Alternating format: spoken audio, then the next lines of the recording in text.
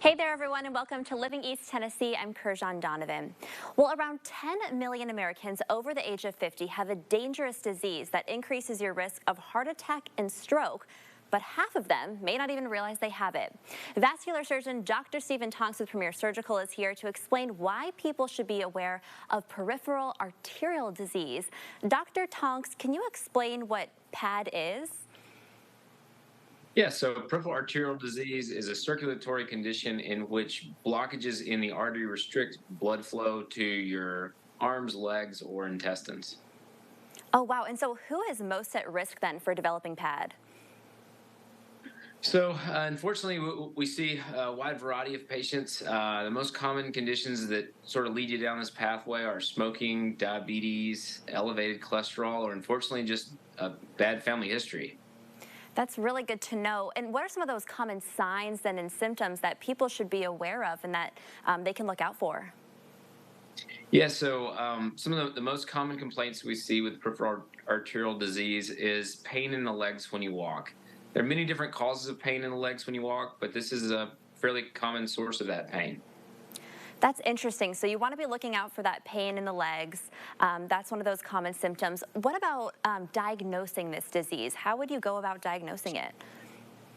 Yeah, so the first step is pretty much always a physical exam. A lot of times we don't feel as strong of a pulse in the feet as we would expect. We see loss of hair on the toes or lower legs, things of that nature. And then the more definitive tests are typically an ultrasound or some form of cross-sectional imaging. That's so interesting. So once someone gets tested, of course, and they find out that they may have PAD, the next step then is treatment. What are some of the treatments then for peripheral arterial disease? Yeah, so the good news is the most common treatments for peripheral arterial disease is simply lifestyle modification, smoking cessation, control of the diabetes and cholesterol, and exercise. Walking is actually the best thing you can do for this condition. It typically improves the legs quite a bit just with a structured exercise program, which we can help guide. Unfortunately, a fair amount of patients also need some form of intervention, which is usually a very minimally invasive procedure to improve that flow. Oh, interesting. That's really good to know. Is there something specifically that you want people to remember when it comes to peripheral arterial disease?